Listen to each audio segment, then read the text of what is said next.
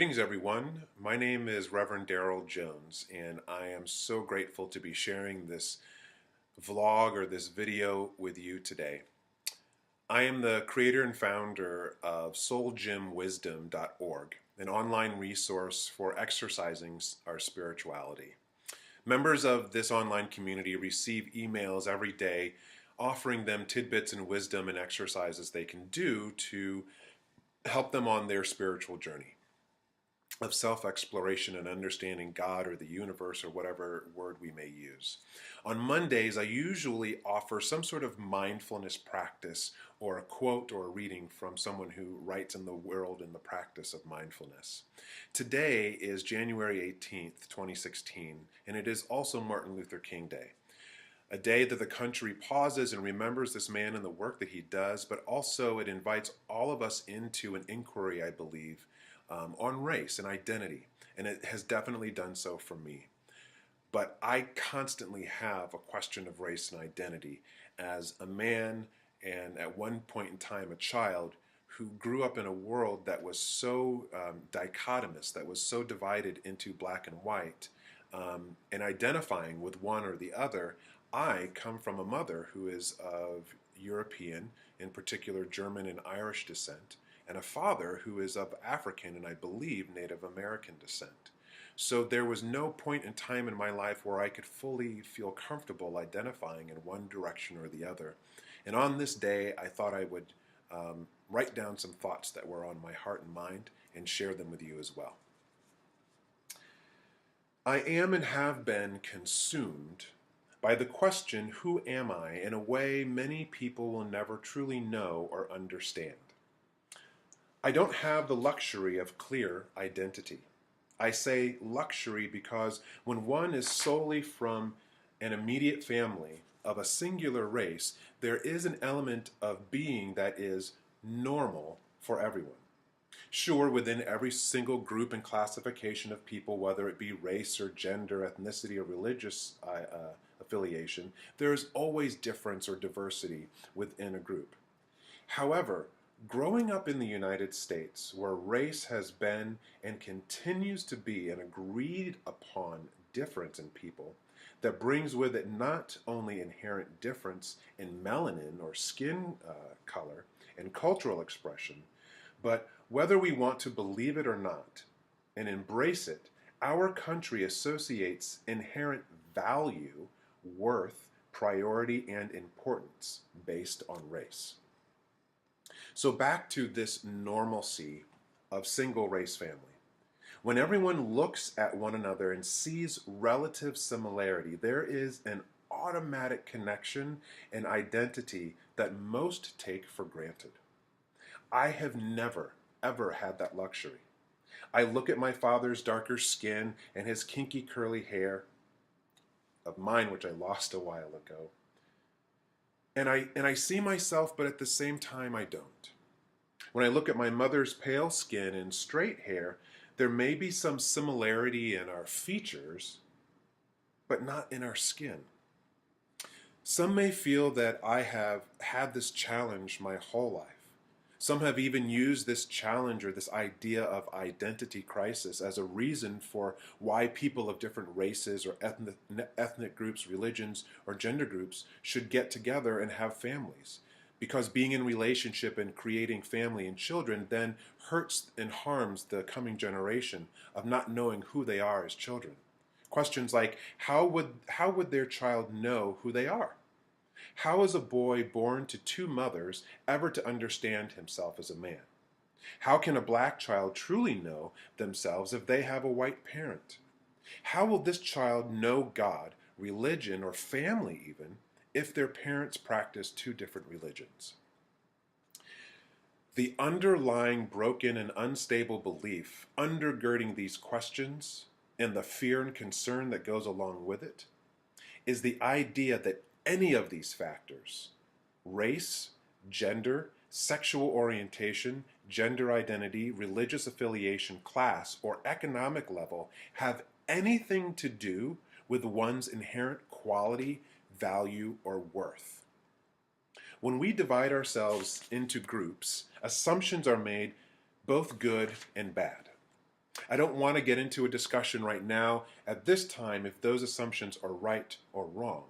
I want to draw attention to the flawed thinking that because someone is identified to be connected to a group, that many of us assume we have enough information to really know that person. The challenge we face with race is there really isn't hiding color. So as soon as someone is seen, our minds automatically make assumptions, snap judgments, and draw conclusions. I am no different than you. I have grown up in a world of assumptions, defaults, generalities, biases, bigotry, hatred, and ignorance. As soon as I see someone walk down the street, there is a part of me that unconsciously makes assumptions and groupings in my mind about the other person. However, this is where, for me, I feel our similarities in experience ends. My very life experience has not allowed me to hold on to any of those assumptions, whether I liked it or not. I do not have the luxury of default identity. Some may think that this is a curse or a burden, but on the contrary, I see this as a gift, and sometimes I think of it actually as a superhuman power. To be able to see and know deeper than perception. As a child, I often found myself in settings of mostly white children, and I would hear their comments and generalities and assumptions about black people in our school and neighborhood. I then too would find myself in settings of primarily black or brown children, where statements, generalities, and assumptions were made of white people. I often had to acquiesce my anger and sadness in these moments to silence or humor, to delay, defer, or completely diminish what was actually at play. In those moments of uncertainty, I often found myself shaking my head, like I perceived others to be doing towards me, saying, "That boy doesn't even know who he is." But the truth was, I knew exactly who I was. I was rich, complex, and vast, and I didn't fit into this dichotomy that everyone championed regardless of their race.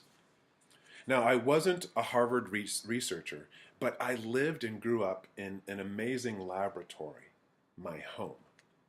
Never did my white mother or black father fully exhibit the regular or normal or assumed characteristics of their race. And yet, at the same time, they were their race and had many experiences attributed to being white or to being black. My cafe au lait skin lumped me into being identified as black, which, when I check a box on a form, that is usually what I select. But I have learned to not let that selection define all of who I am. The biggest gift I feel my mixed racial and ethnic heritage has given me is mindfulness. I have had to be mindful my whole life about what I thought, believed, or said about white folks and black folks. Not because it was politically correct, but because what I said, thought, or believed about those folks, I must be willing to own and say and believe about myself and to wear on my own sleeve. Was I always willing to own it? Was I perfect in what I said? Sometimes yes and sometimes no. The biggest thing for me in my life now is that it forces me to be more mindful, aware, and compassionate of myself and others more than ever. I've never been able to categorize myself by a single descriptor, and I challenge and catch myself whenever I try to do that to another. I don't know and can't know everything it means to be black, white, Latino, Asian, European, gay, straight, bi, trans, Muslim, Christian, Jewish, Buddhist, Hindu, Polish, Indian, Native American, German, Nigerian, Peruvian, Japanese, Korean, Italian, Turkish, Iranian, Irish, or any of the identifiers that we have for that matter. We are not a singular thing, but we are all one. We are all a race of humans with over 7 billion different experiences that we may never ever know all of. So on this Mindful Monday, that falls on the day we reflect on Dr. Martin Luther King Jr., who invited the world to question its status quo on race, I invite you to carry this work forward, to question the status quo and assumptions on the things in life that so easily divide us. Don't slip into the blind luxury of otherness. What hurts or affects one of us hurts and affects all of us. If you don't understand how or why someone is hurting in their life, acknowledge their hurt and then ask them to share a little bit with you about it if they feel comfortable to do so.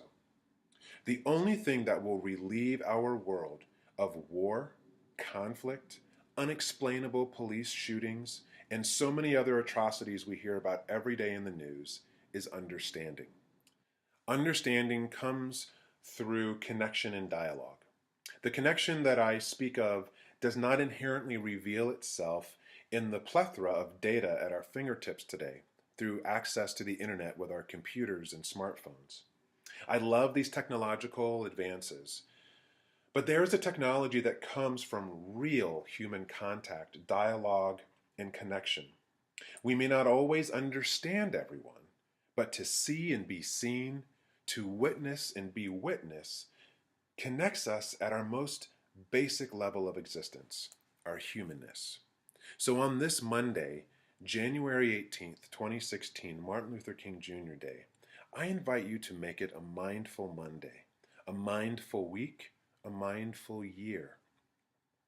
Be mindful of your own thoughts, biases, beliefs, assumptions, and prejudices first, and connect with another and ask them to help you understand if you don't. Ask them, what do you want me to know? And watch the doors of connection open, and a world that works for everyone will completely come to life. A spiritual and philosophical powerhouse and teacher of mine is a man by the name of Ernest Holmes. And he once wrote, "The transformation takes place here. You don't have to wonder if it will take place out there. The world will come through when enough of us see through the night into the celestial light that shineth more and more unto the perfect day." Happy Martin Luther King Jr. Day. Happy Mindful Monday. May there be transformation in your heart and my heart and all of our hearts, the heart of the world, towards greater compassion, understanding, and connection today. Shalom, salam, peace and blessings unto you.